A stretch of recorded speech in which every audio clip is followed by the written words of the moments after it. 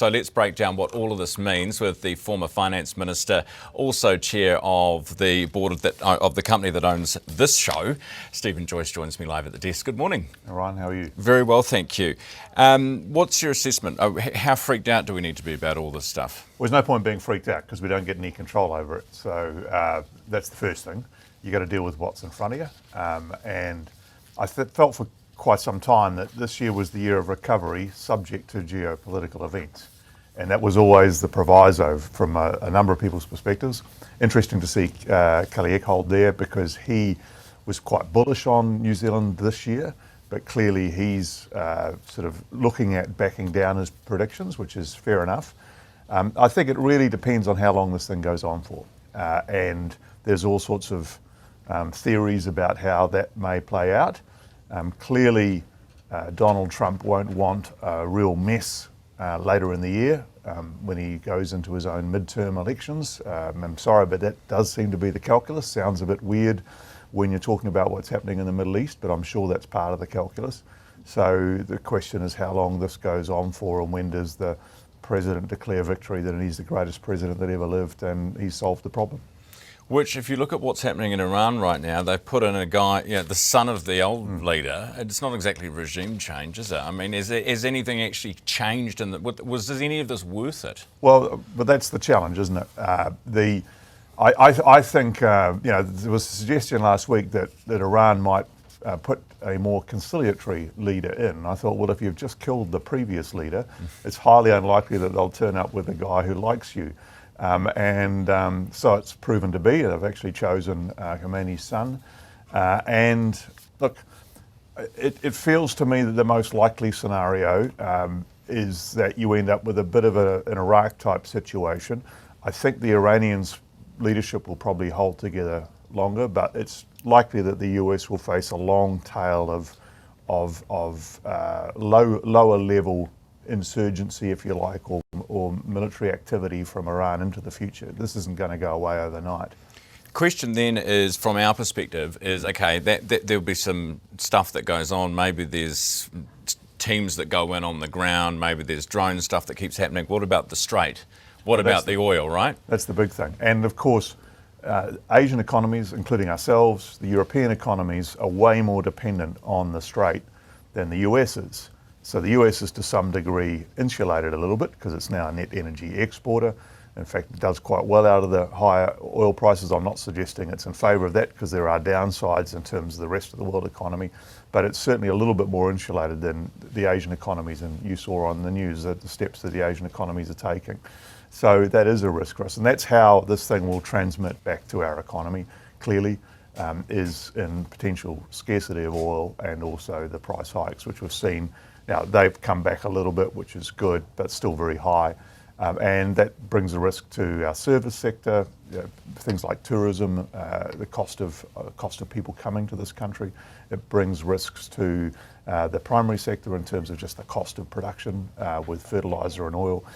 So it is risky. But again, to some degree, or to a big degree, I think it will be determined by how long it goes on for. And of course, that's the $1 million question, how long's a piece of string, all that sort of stuff.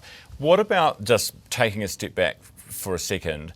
You mentioned our farmers, all of the industries that we are reliant on all use quite a bit of oil, or fertiliser, which is quite affected by this as well.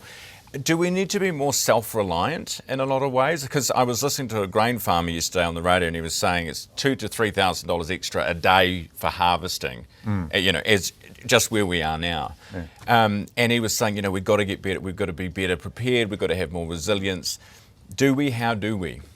Well, it's tricky because we benefit most of the time from there being a world market for oil and even the oil refineries, because people talk a lot about Marsden Point. There was an expensive exercise refining oil at Marsden Point. So most of the time, the fact that our oil is refined in Singapore and shipped down works really well for us in terms of cost and except when it doesn't. Except when it doesn't. That's right. But we've had risks like this before. Yes, I think there's a good case for looking closely at the amount of storage that we have. But again, that comes with a cost. I think it's right that the government's actually taking a close look at this now. as I understand it, there's oil supplies to cover for this particular crisis, but it does remind us that we're at the end of a long supply chain, as we are in so many things. In terms of the primary sector, yes, it's additional cost, but the good news is that the food industries are in really good shape at the moment, so they can probably absorb this with some of the progress that they've made in recent years. I think in a wider economic sense, this is just one of the things that are sent to buffet us, and we just have to trim our sails and keep moving forward. Do we trim the price of petrol at the pump? Do we do subsidies? Nicola Willis is saying no. I think that's pretty tricky. This is a sort of economic answer rather than a people answer, but the economic answer is actually you want people to mitigate their use a little bit over the next little while if they can avoid not to.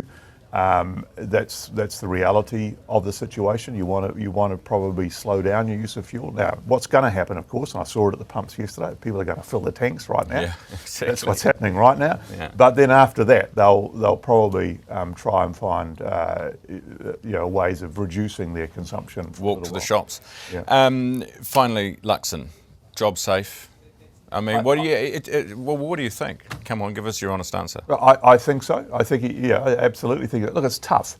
He hasn't had a great run of it, let's be honest. I mean, he's not the luckiest guy that's ever walked the planet in terms of... But is some of it his doing as well? The way he talks and the way he people can always, critique. I mean, I always forget, never forget that John Key was critiqued mercilessly for the entire, 7 or 8 years that he was Prime Minister, and yet history looks quite kindly on him in hindsight. And I'm sure it'll be the same for Chris Luxon later on. The difficulty we've got is fundamentally a 3-year recession, and now difficulty coming into the recovery with the geopolitical stuff. Now, personally, I think people will forgive that because they know deep down that, frankly, no government gets to control what Donald Trump does, probably not even the US government. So it's clear the New Zealand government does. We just have to cope with that. And it's all about the way you handle it and how you handle it the best, and whether the public look at the end of this year whether they think the incumbent is the one that is going to do a better job. It's not about perfection, it's whether the incumbent will do a better job than the opposition, and that's the test later this year.